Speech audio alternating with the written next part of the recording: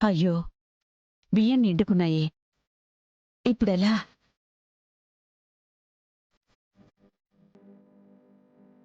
లక్ష్మీకృష్ణ మిగిలిన సరుకులు అమ్మడానికి వెళ్ళుంటారు. హర్షాకి భోజనం పెడితే టాబ్లెట్స్ వేసుకుంటాడు. ఇప్పుడెలా? నేనే కిరాణా షాప్కి వెళ్ళి బియ్యం తీసుకొస్తాను.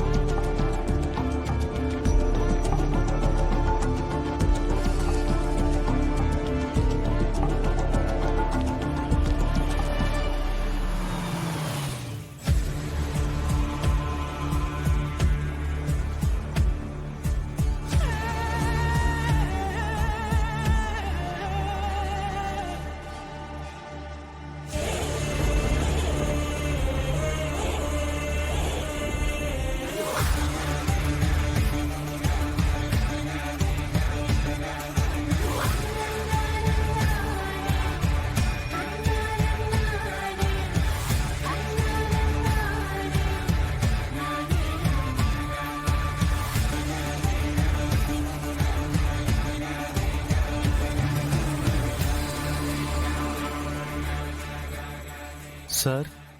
హర్ష,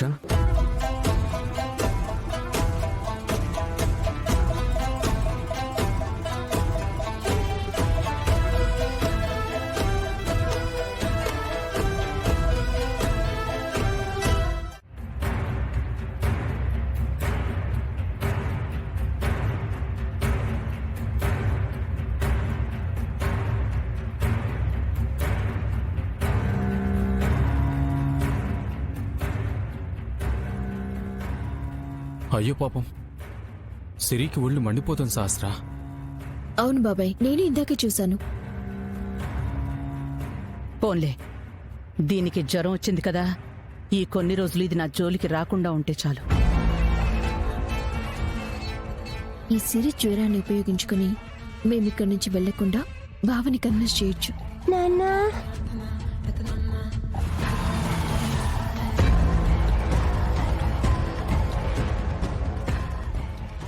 శ్రీమా, వీరబాబోత్తమ్మా. ఎరా, ఈరోజు కొత్తగా బిహారీ బాబు వస్తున్నాడని అరుస్తూ మరీ చెప్తున్నావేంటి?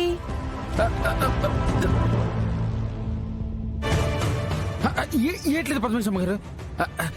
సిరమ్మ పాప మా నాన్న కోసం నాన్న కలరిస్తాడు కదా.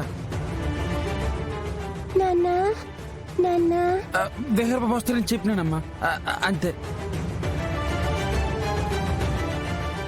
నాన్నా, నాన్నా, నాన్నా. రేపండు, అసలు ఎందుకురా నువ్వు నాకు ఎన్నిసార్లు ఫోన్ చేశావు? కనీసం నీకు కామన్ సెన్స్ ఉందా లేదా? నేను ఆఫీసులో చాలా పనుల్లో ఉంటాను. అన్నిసార్లు ఫోన్ చేస్తుంటే డిస్టర్బ్ అవుతానన్న మినిమం కామన్ సెన్స్ కూడా నీకు లేదా? అది కదా విహార్ బాబు, సిరమ్మకు జ్వరం వచ్చి నాన్నని కలవరిస్తే ఏడ్ చేయలేదు తెలియక మీకు ఫోన్ చేశాను బాబు.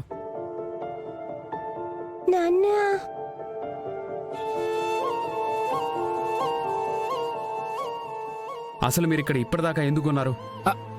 నేను పొద్దునే ఏం చెప్పాను? నేను ఇక్కడికి వచ్చే లోపల మీరంతా ఇక్కడి నుంచి వెళ్ళిపోవాలని చెప్పానా లేదా?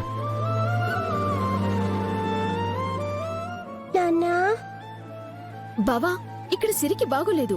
సిరికంత జ్వరం పెట్టుకుని మేమిక్కడి నుంచి ఎలా వెళ్తాం అనుకుంటున్నావు? విహారీ, మమ్మల్ని పంపించేయాలనే నీ వాదం నీదే గాని ఇక్కడ పిల్లకి బాగోలేదు అదేం చూడవా నువ్వు?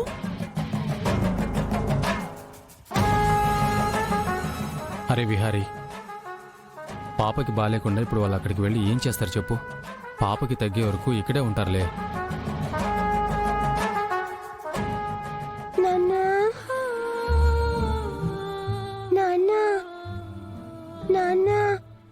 సరే, జ్వరమే కదా, 2 రోజుల్లో తగ్గిపోతుంది.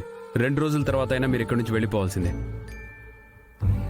అది కాదక్క, నీకొకటి ఇవ్వాలి. ఏంటది?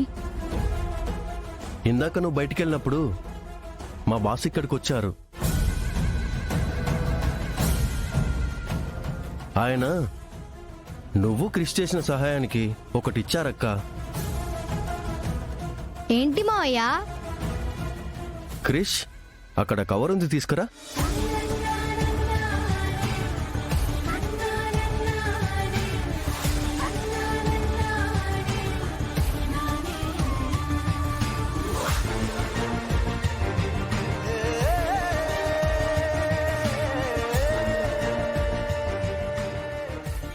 మావయ్య ఏంటిది? చెక్కురా.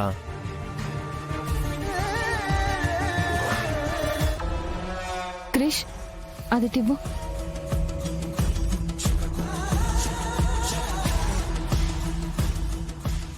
మీరు చేసిన సాయానికి నేను కడుతున్న విలువ ఈ పారితోషికం. మీరు చేసిన సహాయానికి నేనెంత ఆనందపడ్డానో ఈ గిఫ్ట్ తీసుకుంటున్న మీరు కూడా అంతే ఆనందపడతారని ఆశిస్తున్నాను.